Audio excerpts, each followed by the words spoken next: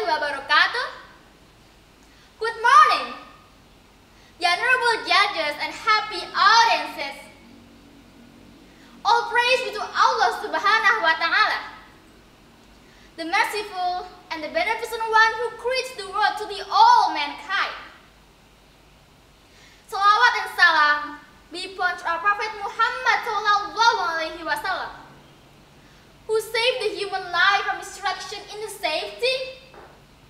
That's the right path of Allah. I am Haira Malaika Jenawi from MTs Negeri 1 KEBUMEN. Today, I would like to deliver a speech on the topic, the role of youth in preserving Indonesian cultural heritage. Ladies and gentlemen, before I talk more about my speech, I have a question for you. What is cultural heritage? Any idea? According to International Council on Monuments and Sites, or ICMOS, cultural heritage is an expression of the ways of living developed by community and passed on from generation to generation, including customs, practices, places, objects, artistic expressions, and values. Cultural heritage is often expressed as either intangible or tangible cultural heritage. Tangible culture includes buildings, monuments, landscapes, books, works of art, and artifacts. Intangible culture includes language, customs, sports, music, dance, folklore, crafts, skills, and knowledge. Ladies and gentlemen, the richness of Indonesian culture is not only intangible cultural heritage, but also an intangible one. However, there have been a number of problems concerning the sustainability of Indonesian cultural heritage. These problems concerned about the lack of sensitivity from today's generation, especially us as youth. For example, many youth of our country are already learning about Indonesian culture, such as singing traditional songs, studying local dances, traditional music, and many others. This is quite alarming because if the value of cultural heritage are lost, our society, especially us as youth, will lose the fundamental foundation in the life of the nation and state, which potentially will lead to the fragmentation of national unity. We as Indonesian youth need to do one action in order that our national cultural heritage can be preserved. Why?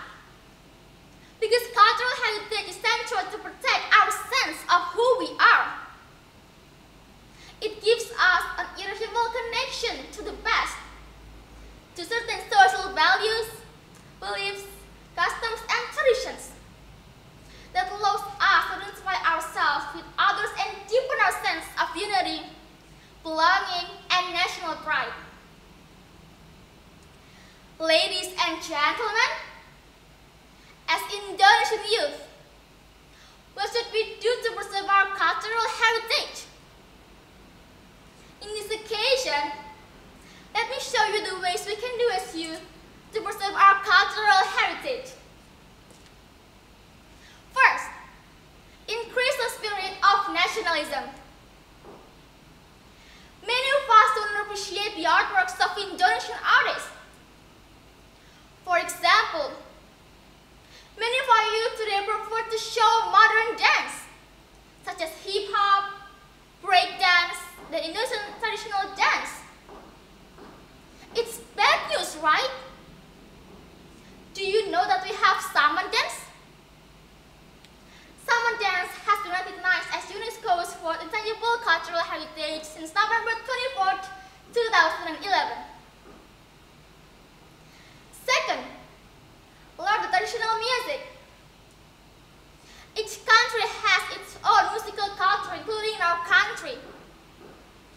can feel the distinctive culture that is different from each region.